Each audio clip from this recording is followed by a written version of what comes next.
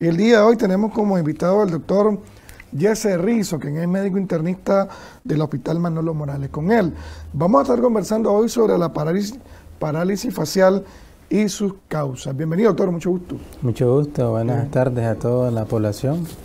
Hoy nuevamente aquí reunidos con ustedes para hablar otra temática de especial interés y que es muy común. Es muy frecuente, ¿verdad? Sí.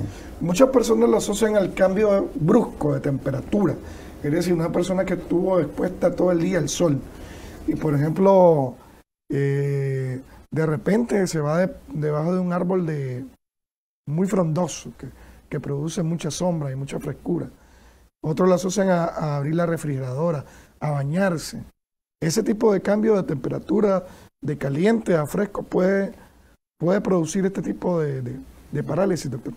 Sí, bueno, la parálisis facial, como su nombre lo indica, es la pérdida de la actividad de los músculos que usualmente nosotros tenemos en la región facial, que son los músculos que nos dan la expresión facial, como nosotros decimos.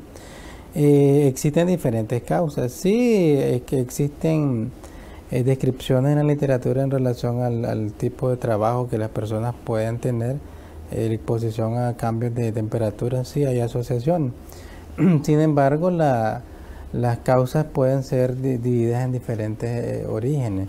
Usualmente en el 80% se dice que es idiopática, es decir, que no hay una causa aún descrita.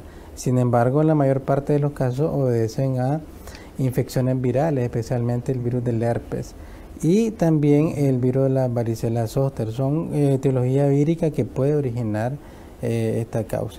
Hablando de la parálisis facial periférica, existen dos tipos de parálisis: la parálisis facial de origen central y la parálisis facial de origen periférico. La parálisis de origen facial central es cuando el paciente tiene una causa en el sistema nervioso central que origina la parálisis. Ejemplo, un tumor del sistema nervioso central que pueda causar un efecto de compresión al nervio facial.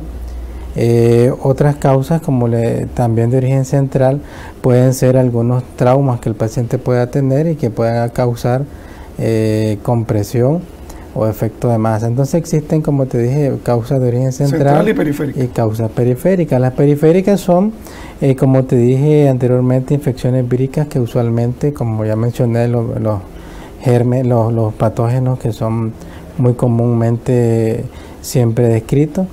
Aparte de ello, se describen que existen otras causas que pueden ser algunas afecciones secundarias a compresión en todo el trayecto del nervio facial a través del oído medio.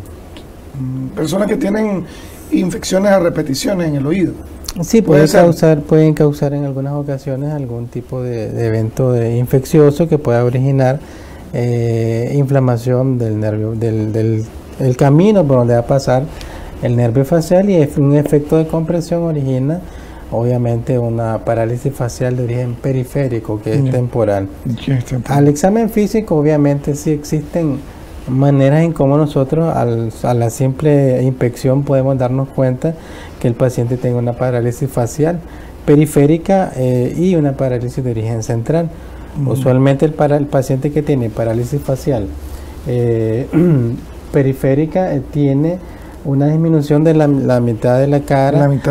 Siempre el paciente no puede mover, fruncir el ceño o las cejas, levantarla. Es una fase totalmente inexpresiva. En este caso sería la parte afectada ahí. ¿Cuál sería? Ustedes ven ahí que tiene la derecha, sería la parte derecha que está afectada totalmente. La musculatura está flácida, caída hacia un lado. Ese paciente tiene una afección severa. Vean ustedes ahí en esa otra imagen, observan también un paciente que tiene una pérdida de la actividad de todos los músculos. El paciente no puede incluso deglutir, hay lagrimeos. Usualmente este paciente lagrimea de manera espontánea. El paciente puede tener alteraciones en cuanto al gusto, en cuanto a lo que tiene que ver con hacer soplar. El paciente se le sale la comida en un lado de la boca. Entonces son afecciones severas. Igual, como ustedes ven ahí, existen algunos factores de riesgo que siempre están, algunos factores de riesgo asociados especialmente la parte de origen respiratorio, usualmente comienza posterior a un cuadro gripal. El paciente refiere que tiene un dolor en la parte posterior de la oreja y el paciente inicia la sintomatología de manera progresiva. El embarazo. Sí, obviamente el embarazo también puede ser un factor de riesgo. La diabetes también siempre se encuentra asociada a este tipo de patología como parte de toda la afección microvascular y macrovascular que origina la diabetes. El no dormir bien sería también un factor de riesgo, tiempo de insuficiente descanso. Sí, obviamente aquellos pacientes que tienen situaciones de estrés pueden originar algunas afecciones en cuanto a la inflamación del nervio facial. Como les dije, el cuadro clínico es muy diverso. Existen parálisis que son obviamente con leves, moderadas, hay unos casos severos. Y de acuerdo, lo más importante en eso es que estos pacientes deben de iniciar la terapia de rehabilitación, la fisioterapia de manera lo más rápido que se pueda, oportuno. Las causas, los tratamientos obviamente van a diferenciarse en base al tipo de parálisis que tengan, si es central o periférica. Siempre en las parálisis faciales periféricas nosotros enviamos manejo con esteroides antivirales y algunas indicaciones de pacientes que se les pueda usar complejo B. Con la vitamina. Sí, la vitamina, porque hay una afección neurológica, entonces al final tiene un beneficio bastante importante el uso de vitaminas del complejo B. Doctor, en el caso de quienes pueden padecer una parálisis facial, ¿la puede padecer cualquier tipo de edad o es más anuente a personas adultas? Porque generalmente se miran más personas adultas. He visto jóvenes también, muchachos de 19 años. Así es. Sí, hay jóvenes que pueden tener afección del nervio facial secundaria a una parálisis facial periférica. Y en el caso de las jóvenes es por la misma causa. Sí, siempre son iguales. Siempre igual la misma causa. Usualmente, de hecho, en los jóvenes recuerden que hay más procesos respiratorios. Sí, infecciones, sí. Entonces, al final, siempre el virus está ahí formando parte de la etiología de este tipo de enfermedad. Me llamó mucho la atención que una de las causas también o factores de riesgo puede ser el estrés. Y aquí en Nicaragua hay mucho estrés a veces. Creo que la población maneja mucho estrés. Obviamente sí, el estrés es un factor desencadenante de muchas patologías y del control de algunas patologías que están obviamente presentes en algunos pacientes. Por ejemplo, un paciente que es hipertenso y tiene una situación de estrés, el paciente puede ser hipertensión y hacer una enfermedad cerebrovascular y tener como manifestación clínica una parálisis facial, que en este caso sería central. Entonces, también el hecho de descompensar el estrés puede descompensar los niveles de glucosa y también pueden tener afección a nivel neurológico. Existen bastantes neuropatías en el paciente diabético y las parálisis faciales están dentro de ese tipo de neuropatía. En el caso de la enfermedad cerebrovascular es muy preocupante ya cuando da la parálisis, porque es una señal muy fuerte de que podría terminar un accidente cerebrovascular, ¿verdad? De hecho, si el paciente o un derrame cerebral. De hecho, si el paciente tiene una afección del nervio facial secundario a un evento hipertensivo, se le considera una enfermedad vascular cerebral ya. Es decir, la secuela neurológica que le dio a ese paciente es una afección del nervio facial, una parálisis del nervio facial, que en este caso, como te dije, es una causa vascular de origen central. Porque algunas personas lo toman como una señal que le puede dar un derrame cerebral. Hay muchas personas que lo toman así. Te dio parálisis facial, chiviate, te dicen popularmente, pues, porque te puede dar un derrame cerebral. De hecho, como te digo, ya está eso dentro de la clínica de enfermedad cerebrovascular. Ya. Ahora, suele pasar, doctor, que a la persona le dio parálisis facial en una parte del rostro y posteriormente le puede dar en la otra parte. ¿Se da en esos casos? Sí, puede ser que el paciente pueda tener... usualmente es unilateral. Una parte nada más. Sí, y es muy infrecuente que sea en los dos lados. Usualmente eso ocurre cuando son de origen central.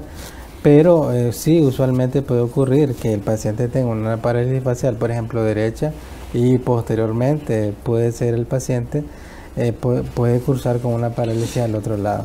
Doctor, hablemos de no sé si llamarle así, presíntomas o señales de que puede dar una parálisis facial. ¿Hay algunas señales que nos indiquen que estamos expuestos a una parálisis o presíntomas, no sé cómo llamarle. Sí, obviamente los datos clínicos siempre van a estar presentes. Usualmente, como les dije anteriormente, el paciente después de una infección de origen respiratorio comienza un dolor a nivel mastoideo, que es en la parte posterior de la oreja, y el paciente posteriormente comienza a tener algunos leves hormigueos en la piel, que se llaman parestesia. Aparte de eso, el paciente comienza a tener lagrimeo. Y después el paciente hace totalmente la pérdida de la actividad muscular del lado afecto. Y en ese caso, que están esos presíntomas, ¿se puede hacer algo para que no desarrolle una parálisis facial? Sí, se le da la terapia, es decir, se le da su terapia. Antes que desarrolle la parálisis. Sí, obviamente, en este caso ya tiene la parálisis. Ya tiene la parálisis. Ya el paciente va a andar el cuadro clínico, todos esos son cuadros clínicos de la parálisis. Y obviamente hay pacientes que tienen datos clínicos leves, como hay pacientes que tienen datos clínicos de severidad. Entonces al final, usualmente, en todos los casos se tiene que hacer el manejo con fisiatría. No solo es un paciente que se va a manejar por medicina general, por medicina interna, sino que este tipo de pacientes debe de ser valorado por un grupo de médicos que cada quien tiene una función específica. El médico internista obviamente se encarga de ver la causa etiológica, evaluar al paciente, buscar la causa y dar el manejo farmacológico si es necesario. Precisamente, el médico fisiatra se encarga de la rehabilitación del paciente. Precisamente, ¿cómo es el diagnóstico? Cuando una persona llega para estudiar si es cerebral, si es central o periférica, ¿qué pruebas ustedes realizan? Lo primero, siempre en todos los diagnósticos nosotros hacemos... Face to face, hablar. Sí, el hecho de evaluar al paciente. El examen físico nos va a brindar el 80-90% del diagnóstico. Después los estudios de imágenes, si son necesarios, también obviamente me confirman mi diagnóstico. En este caso, en el caso de una parálisis de origen periférico, obviamente el diagnóstico es meramente clínico.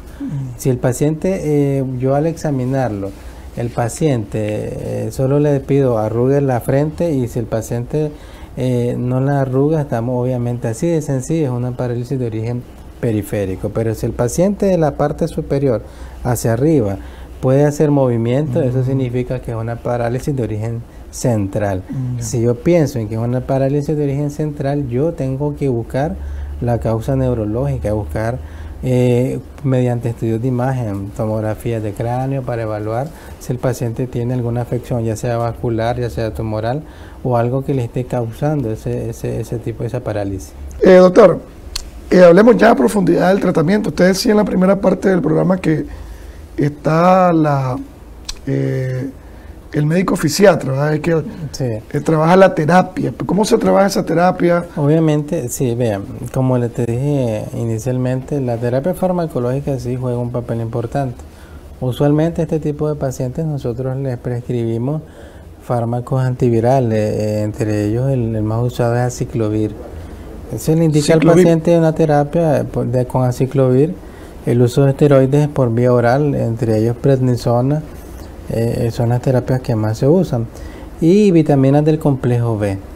Posteriormente, obviamente, al mismo tiempo nosotros tenemos que evaluar al paciente y ahí mismo remitirlo al médico fisiatra. El fisiatra tiene diferentes estrategias de manejo en cuanto a al que hacer con este tipo de pacientes. Usualmente ocupan la parte de fisioterapia, que se le pide al paciente. Hay ciertos ejercicios son masajes muchas veces. Sí, hay ciertos ejercicios que tienen que ver con la actividad muscular. Le piden al paciente inflar popas, le piden al paciente arrugar la frente, le piden al paciente, es decir, se le explica al paciente.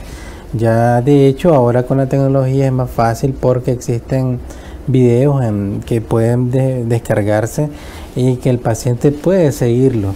Entonces eso le permite ahora con la tecnología al paciente tener una guía para hacer sus terapias. Otro tipo de terapia es hacer la terapia con electricidad. Se le ponen pequeñas descargas eléctricas para que el paciente vaya mejorando la conducción nerviosa. Obviamente, como te digo, eso es una estrategia meramente dirigida por el médico fisiatra. De hecho, es algo importante, no hay que confundir fisiatría con fisioterapia. El fisiatra es el médico que se encarga. Es un médico. Es el médico que se encarga de hacer la evaluación y brindar una estrategia en fisioterapia para el paciente. Y el fisioterapeuta es el que es correcto, el que se encarga de hacer el tipo de ejercicios, el tipo de terapia que está indicada por el fisiatra. Okay, entonces, muy buena aclaración, sí, doctor. Realmente eso es importante porque a veces no es adecuado algunos manejos que se dan. Si bien es cierto, el fisioterapeuta tiene su conocimiento, pero siempre es importante que el fisiatra indique y maneje este tipo de pacientes, porque es importante tomar en cuenta que estos pacientes, si no son tratados a tiempo, puede tener una secuela neurológica permanente. Si se le puede quedar así. Así es. Permanentemente. Si ustedes observan en la calle, a veces hay pacientes que ustedes ven que tienen, uno se da cuenta que le dio una parálisis facial. Tienen la boca heladita. Así es, porque al final no se evaluó de manera adecuada y no inició de manera temprana su manejo con fisiatría. Ya. Ahora, generalmente, yo sé que usted no es fisiatra, doctor, pero tiene como conocimiento como médico internista. ¿Cuántas sesiones son necesarias para corregir esa parálisis facial? En el caso de ser periférica, por ejemplo. Sí, de hecho, usualmente el paciente, como te digo, sí, eso va a estar a discreción del médico tratante, es decir, si el fisiatra, usualmente estos pacientes pueden recuperar función en 1 mes, 2 meses, pero igual la indicación o el tiempo que necesita va a ser obviamente primero la decisión del médico fisiatra y también va a estar correspondiendo a la evolución del paciente. No te podría decir yo que va a ser de 1 mes. Sí, obviamente el médico fisiatra va a indicar y va a ir evaluando de manera continua al paciente. Hay pacientes que pueden mejorar en 1 mes, como hay pacientes que pueden mejorar en 3 meses o más. Obviamente eso depende de qué, eso va a depender mucho de la evolución clínica. No existe una receta que sea de 1 mes. Sí, es decir, eso va dependiendo de la evolución del paciente, de la edad del paciente. De la edad, mucho más. Obviamente eso es muy importante. Si es un paciente un poco más senil, la evolución es más lenta y la recuperación es más lenta. Pero si es un paciente joven, obviamente la recuperación es un poco más rápida. Y también la recuperación va a estar de acuerdo al momento en que el paciente llega a la consulta. ¿Qué quiere decir? Si el paciente pasa mucho tiempo con la parálisis facial, lo que podemos hacer nosotros va a ser poco, porque ya va a tener una parálisis ya establecida y lo que podemos hacer, obviamente, mínimo en relación al tiempo que ya tiene el paciente. Generalmente eso no pasa, ¿sí, verdad? Así es. Son pocas las personas que se quedan en casa, porque lo primero uno que va es corriendo. Entre más rápido llega, mejor. Sí, porque tiene miedo, le da temor. Pues. Creo que es una de las patologías por las cuales nosotros acudimos de manera rápida. Sí, difícil que causa mucha inestabilidad en cuanto a la parte laboral. Sí. El paciente que se siente, que incluso hay pacientes que dejan de sentir los sabores, que es parte de la clínica. Hay pacientes que no sienten lo ácido, lo azucarado. Entonces el paciente acude por eso. Y de repente al examen físico observar de manera mínima una parálisis. Entonces al final, como te digo, es importante siempre acudir de manera temprana. Y como vos decís, poco frecuente alguien se va a quedar con la cara de un lado, por decir así, en la casa. El estético, ¿sabes? Tu cara, tu rostro, tu presentación. Así es. Se puede presentar a repetición otra parálisis. ¿Qué pasa cuando el paciente vuelve a recaer de nuevo? Sí, obviamente las secuelas van a ser más marcadas. El paciente, sí, perfectamente puede tener el paciente la parálisis del mismo lado siempre, o al otro lado. Sí, realmente eso va a depender mucho también del agente causal. ¿Entendés? Entonces, como vos decías, hay pacientes que antes lo asociaban mucho a las personas que lavaban y planchaban. Entonces, realmente uno un poco es incrédulo, los médicos somos un poco incrédulos en esos aspectos y algunas creencias populares, pero realmente En la práctica clínica sí, hay alguna asociación. Como te digo, a veces en medicina 2 más 2 no es 4 a veces. Pero sí realmente algunas creencias que tiene nuestra población tienen mucha razón de ser. Realmente a veces lo que nos decían los abuelitos, no te salgas cuando está lloviendo, pero al final siempre tienen un mensaje y obviamente es prevención. Correcto.